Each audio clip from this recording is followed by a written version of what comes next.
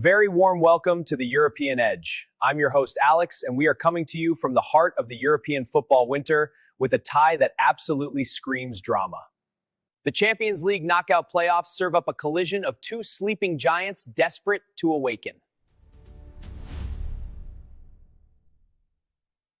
And joining me as always to dissect the tactical nuances and the raw emotion of this tie is the man who watches more tape than anyone I know, the brilliant Glenn. Glenn, great to have you. Alex, always a pleasure. And you hit the nail on the head. Raw emotion. That's the key word for this preview. We talk about the 12th man on the football, but at Rams Park, it's a different dimension. It's not just noise. It's pressure. It's a physical presence. It's a cauldron. And the history books tell us Juventus has felt the heat there before.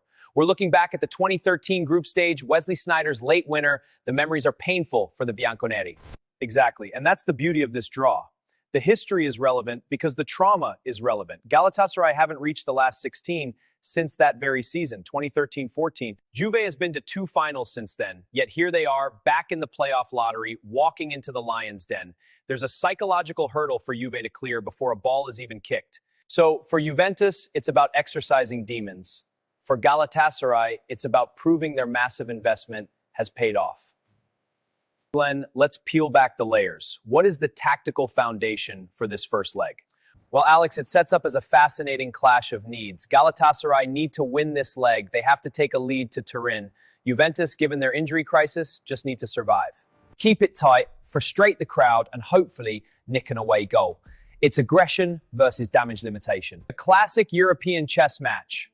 Let's break down exactly how that chess match will look. We're heading to the tactical board.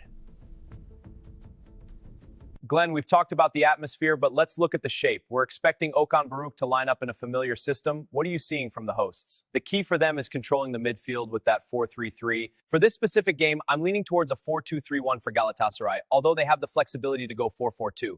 The key for me is the double pivot. With Torreira and Gundogan sitting, it gives them control. It's almost unfair to have a World Cup winner and a Champions League winner as your defensive screen.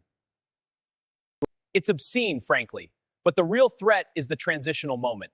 They will let Juventus have the ball in safe areas, but the moment they win it back, it's going to be vertical. They have runners like Salah and Agun who will stretch the pitch to create a highway for Osimhen. Osimhen is the battering ram. We know his game. But how do you think Luciano Spalletti on the opposite sideline prepares his Juventus side to deal with that chaos?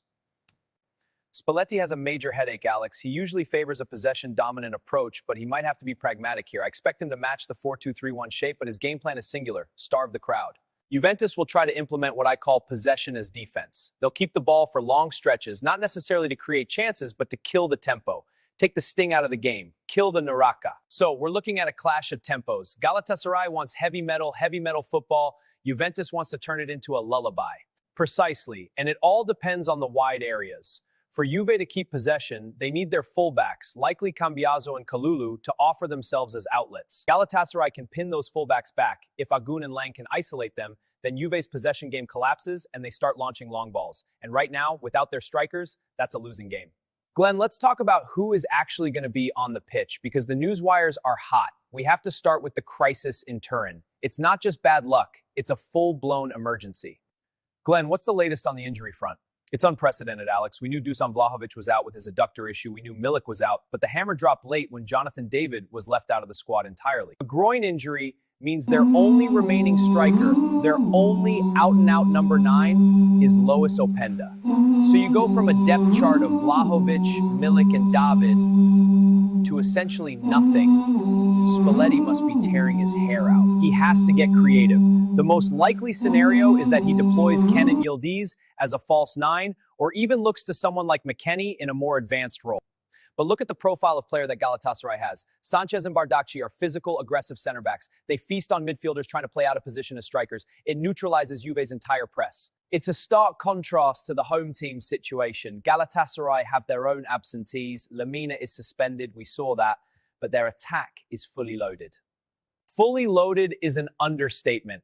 They have the Terminator and the cheeky chap. Osimhen, as you mentioned, has 6 goals in the league phase alone. He is the focal point.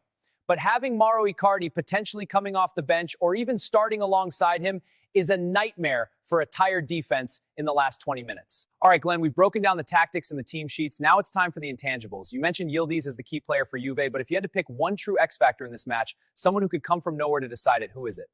I'm going with a Galatasaray player, and it's not Osimhen, it's Roland Salai. Here's why. Everyone is focused on the central battle, but Salai, playing on the right wing, has a phenomenal work rate. If Juve's left back Cambiaso tries to push forward to help possession, Salai has the engine to burn him on the counter. And if the cross comes in from the opposite side, Salai makes those late runs into the box that defenders forget about. He could easily pop up with a scrappy, decisive goal that breaks Juve's back. Absolutely, that would be a game changer. Exactly, it could break their defensive structure.